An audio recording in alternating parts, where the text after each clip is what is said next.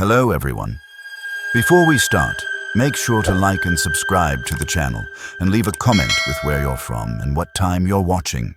That way, YouTube will keep showing you stories just like this one. Now, let's begin. I've been working night shifts at hospitals for over 7 years now, and let me tell you something. The things you see during those long, quiet hours between midnight and dawn will change you. Most people think the scariest part of my job is dealing with medical emergencies or losing patients.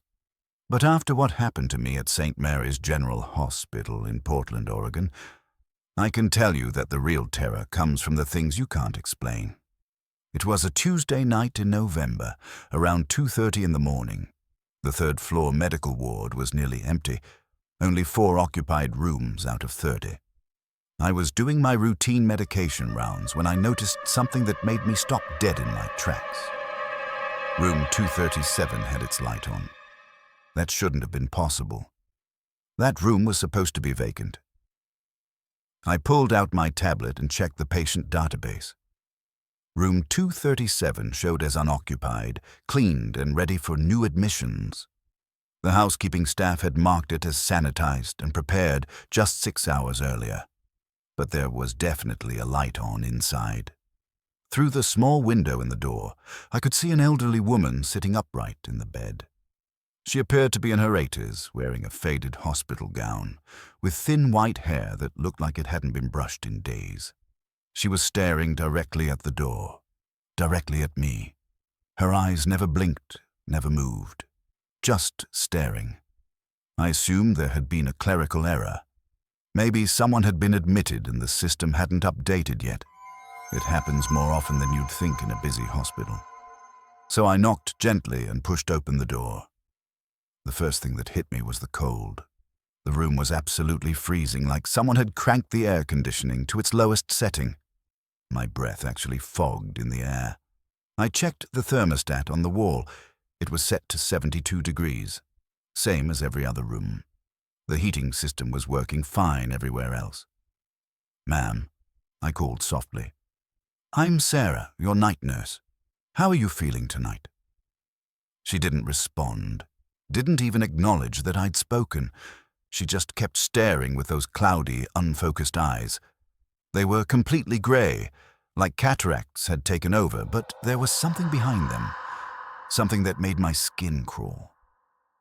I walked closer to the bed, my footsteps echoing strangely in the cold air. "Can you tell me your name? Do you know where you are?" Nothing. She didn't even blink. I reached for her wrist to check her patient bracelet. Every patient gets one when they're admitted, since it has their name, date of birth, medical record number, allergies, basic stuff. But when I looked at her wrist, the bracelet was completely blank, just a white band with nothing printed on it. That's when I started to feel really uneasy. I pulled out my phone to call the charge nurse, but when I looked at the screen, there was no signal, not even one bar. That was impossible. I was in the same building where I'd been making calls all night. "I'll be right back," I told the woman, though she showed no sign of hearing me. "I'm just going to get someone to help you." I backed out of the room, keeping my eyes on her the entire time. She never moved, never looked away from where I'd been standing, just kept staring with that blank, unsettling expression. I practically ran down the hallway to find Mrs. Patterson, our charge nurse.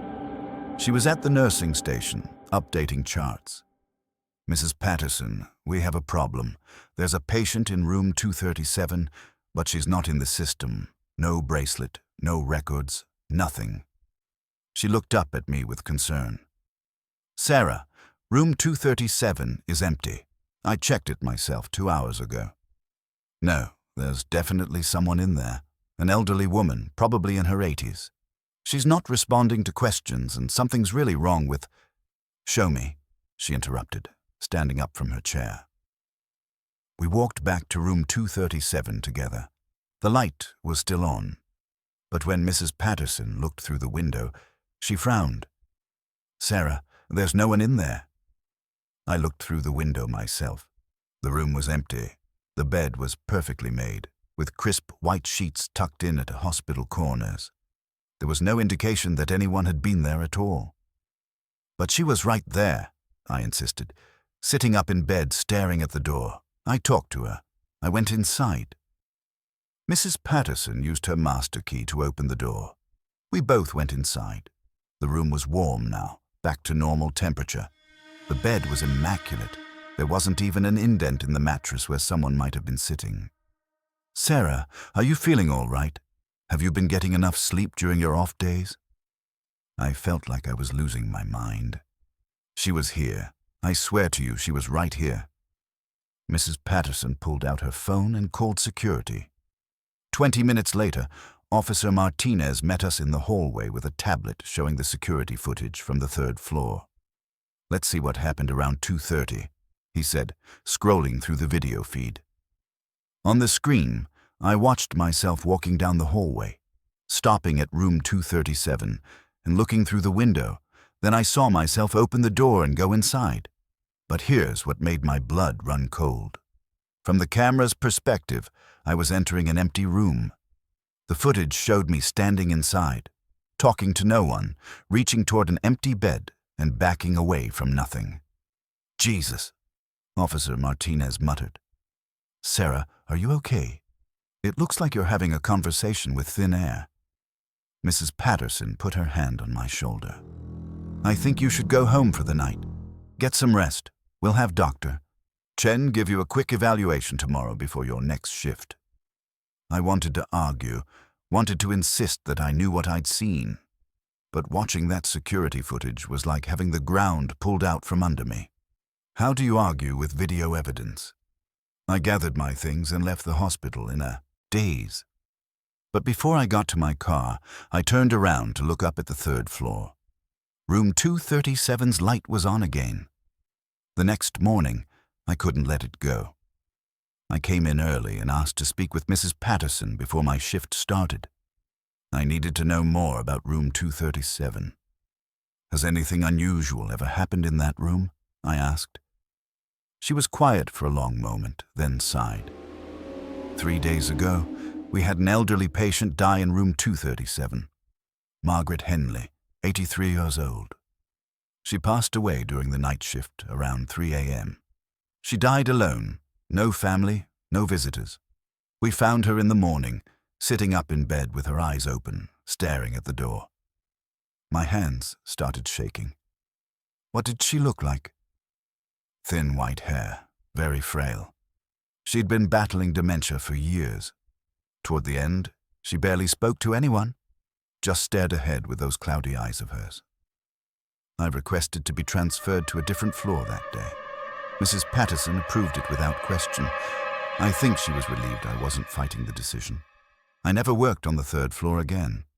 But sometimes, when I'm leaving the hospital after my shift, I look up at the windows. Room 237's light is on more often than it should be for an empty room.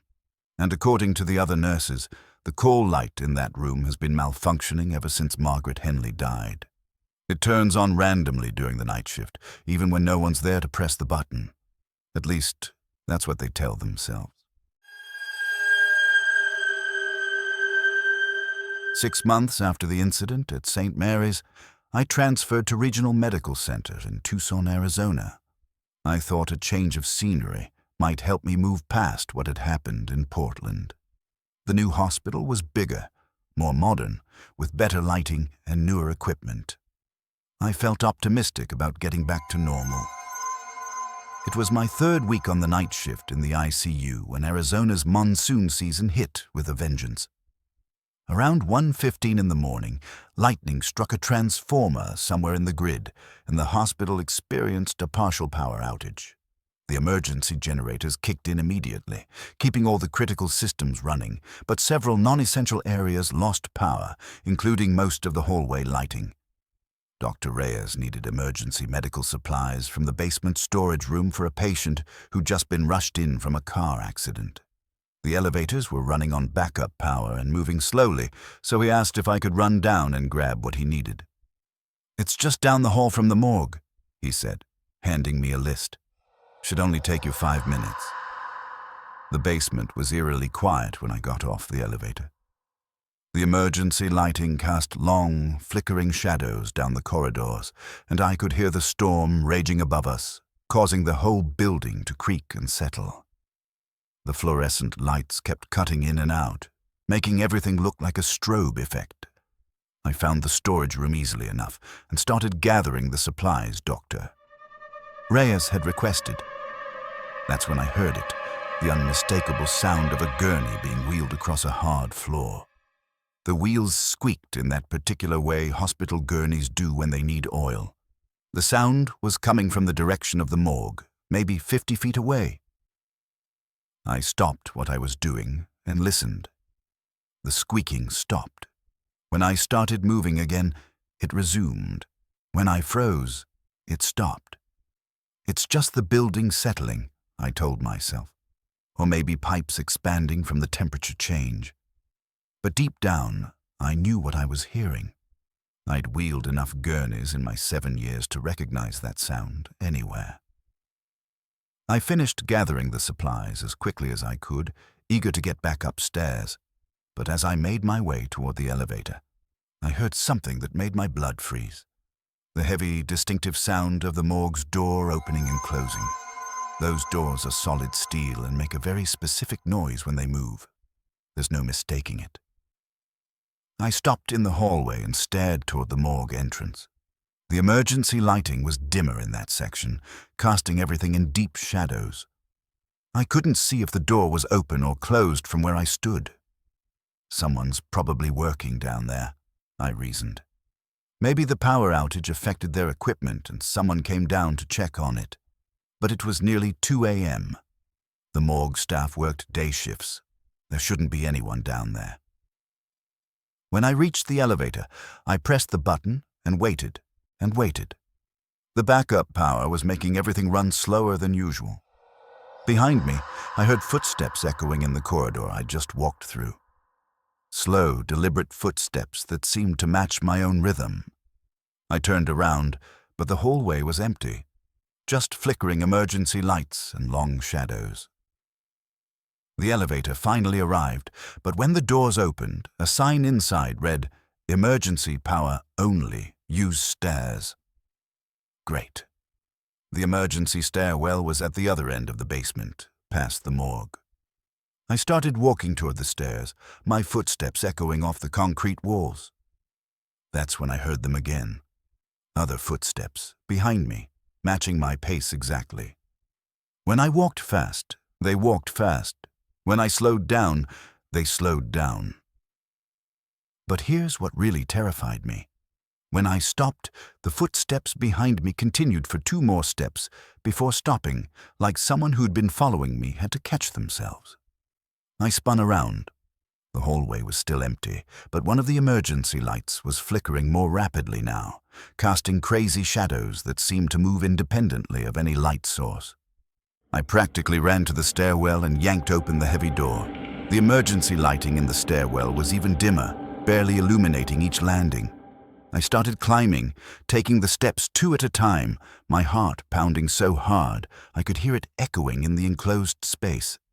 Behind me, clear as day, I heard footsteps in the stairwell. They were climbing too, but slower than me, much slower. And with each step, I could hear labored, wheezing breathing, like someone who was struggling to climb the stairs. I reached the first-floor landing and grabbed the door handle. It wouldn't turn. The door was locked from the outside, fire safety protocol during power outages. I'd have to continue up to the 2nd floor. The footsteps below me were getting closer. The breathing was getting louder. And then, just as I reached the 2nd-floor landing, I heard something that nearly made me collapse. Someone calling my name from the bottom of the stairwell. "Sarah." The voice was raspy, weak, like someone calling for help. "Sarah, wait." Against every instinct in my body, I called back, "Who's there?" "Do you need help?"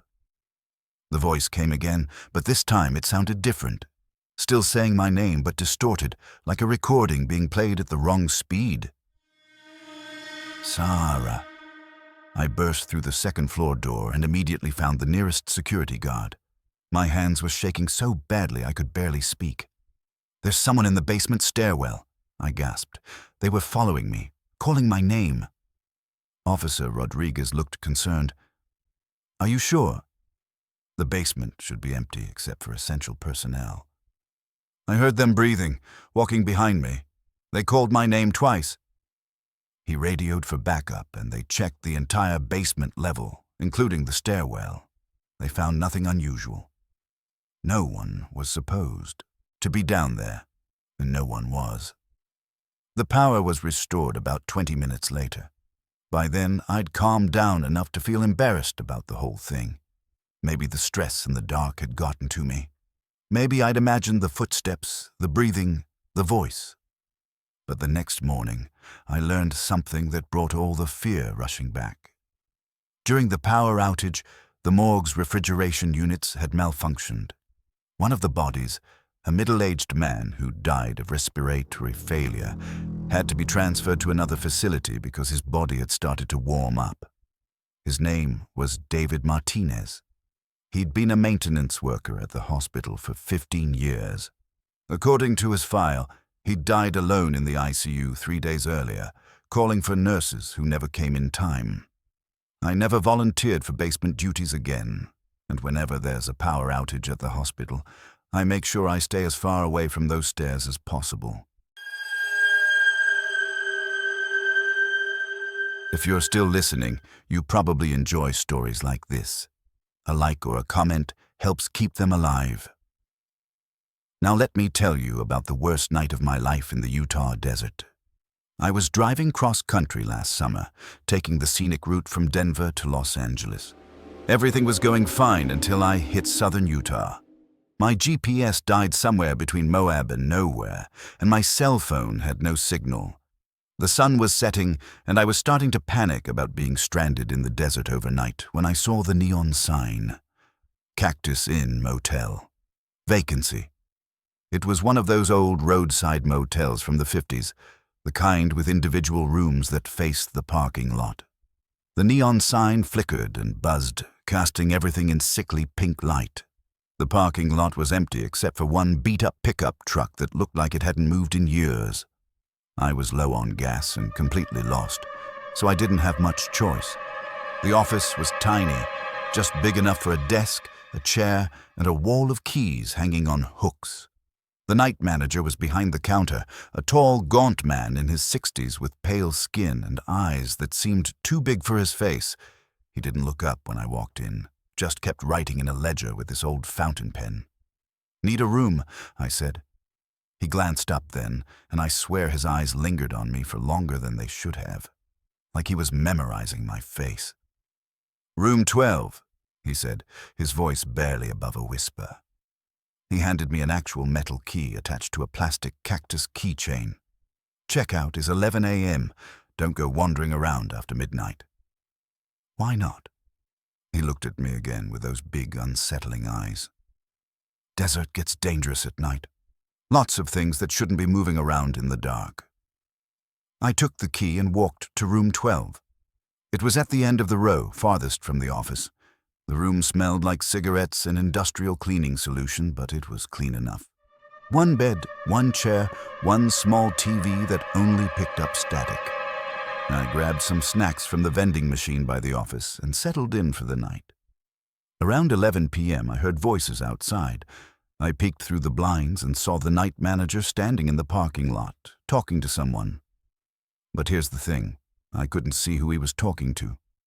He was just standing there, nodding and gesturing like he was having a conversation, but there was nobody else there. I watched for maybe 10 minutes. He kept pointing toward my room and nodding like whoever he was talking to was asking about me. Then he started walking back toward the office, still talking to empty air. I tried to convince myself I was seeing things. Maybe he was on the phone with a Bluetooth earpiece. Maybe he was just one of those people who talk to themselves. But something about the whole scene made my skin crawl. I locked the door and pushed the chair in front of it for good measure. Around 2 in the morning, I woke up to the sound of footsteps on gravel. Slow, careful footsteps circling the building.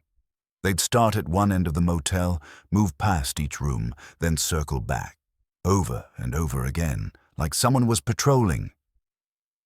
I crept to the window and lifted one slat of the blinds.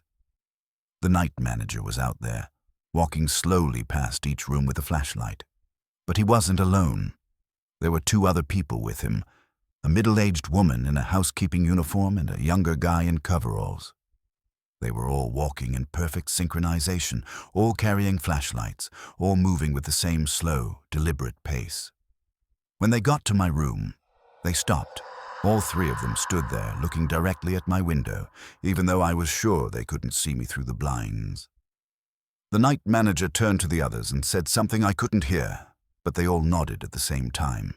Then I heard the night manager's voice, clear as day. "He's still awake. We'll wait." I backed away from the window, my heart pounding. I grabbed my phone to call 911, but there was still no signal. I was completely cut off, alone in the middle of the desert with three people who were… What? What did they want? I pushed the dresser in front of the door and sat on the bed, listening. The footsteps continued for another hour, circling the building over and over. Then, around 3 a.m., everything went quiet. I must have dozed off because the next thing I knew, someone was trying the door handle. Slow, careful turns, testing to see if it was locked. Then I heard scratching sounds, like someone was trying to pick the lock. I held my breath and pretended to be asleep. Through the thin walls, I could hear the night manager's voice again. "Room 12 checkout is permanent, just like the others." That's when I noticed my car keys were missing from the nightstand where I'd left them. Panic set in. I was trapped in this room with three people outside who clearly had bad intentions, and my only way out of the desert was gone. I checked the window. It was one of those small bathroom windows, but I'm not a big guy. I could probably squeeze through. I waited until I heard them move away from my door, then quietly opened the bathroom window. It was a tight fit, but I managed to wiggle through and drop down behind the building. I could hear them talking on the other side of the motel, so I crawled on my hands and knees until I reached the dumpster behind the office. From there, I could see them clearly. The night manager, the woman, and the younger guy were all standing around room 12, shining their flashlights through the windows. They were searching for me, and they didn't look happy that I was gone. "He's not in there," the woman said. "He has to be somewhere," the night manager replied. "They never get far. They never get far." How many people had tried to escape from this place? I stayed hidden behind that dumpster until dawn, watching them search the entire motel. As the sun came up, they finally gave up and went back inside the office. I waited another hour, then crept around to the front of the building. My car keys were lying on the ground next to my car, like someone had dropped them there on purpose. I didn't stop to think about it. I got in my car and drove as fast as I could toward the nearest town. I didn't even stop for gas until I was 50 miles away and could see other people around. Later, when I had cell service again, I tried to look up the Cactus Inn Motel online. According to every website I could find, that motel burned down in 1995. The land was supposed to be empty desert, but I still have the receipt. Room 12, Cactus Inn Motel, $45 for one night. The paper is real, the ink is real, and I can still smell that cleaning solution on my clothes. I don't know what I encountered out there in the Utah desert. Maybe it was some kind of scam operation that targeted stranded travelers. Maybe it was something worse. All I know is that I still have nightmares about the night manager's whispered voice and those synchronized footsteps on gravel. And sometimes, late at night when I'm driving through empty stretches of highway, I swear I can see that pink neon sign flickering in my rearview mirror.